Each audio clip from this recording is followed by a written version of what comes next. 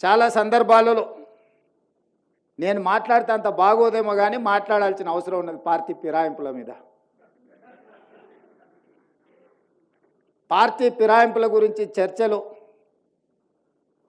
సిద్ధాంతపరమైన భావజాలం, విద్యార్థి దశలో సిద్ధాంతపరమైన భావజాలంలో రాణించిన వాళ్ళు తక్కువ ఉండడం వల్లనే, విద్యార్థి రాజకీయాలలో చైతన్యం కోల్పోవడం వల్లనే ఈరోజు ప్రజా జీవితంలోకి వచ్చేవాళ్ళు ప్రజాప్రతినిధులుగా కావాలి, ఏదో రకంగా ఏదో ఒక పదవిలో ఉండాలి, కాబట్టి ఏ పార్టీ అయినా పర్వాలేదు, మాకు పదవి ఉంటే చాలు అనుకునే పరిస్థితులు ఈరోజు రాష్ట్రంలో ఈరోజు వచ్చినాయి.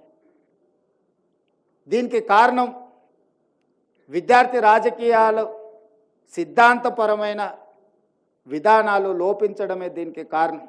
విద్యార్థి రాజకీయాలలో సిద్ధాంతపరంగా రాణించిన వాళ్ళు ఉంటే, అధికారం వచ్చినా రాకపోయినా నమ్మిన సిద్ధాంతం కోసం దశాబ్దాల కాలం పాటు ఆ సిద్ధాంతం కోసం పనిచేసిన వాళ్ళు, జీవితాలను త్యాగం చేసిన వాళ్ళు ఎంతోమంది కనిపిస్తారు.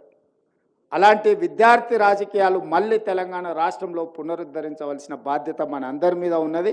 ముఖ్యంగా వేదిక మీద ఉన్న పెద్దలందరూ మనందరం కూడా ఒక స్ఫూర్తిని ఇవ్వాల్సిన అవసరం ఉన్నది. మనందరం కూడా ఈ విద్యార్థి రాజకీయాలను ప్రోత్సహించాల్సిన అవసరం ఉన్నది.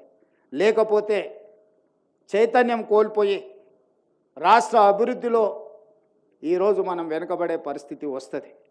వీరు రచించిన వారి ఆలోచన, వారి అనుభవాలు రాబోయే విద్యార్థి రాజకీయాలలో ఎవరైతే రాణించాలనుకుంటారో వాళ్ళందరూ కూడా చదవాల్సిన అవసరం ఉన్నది.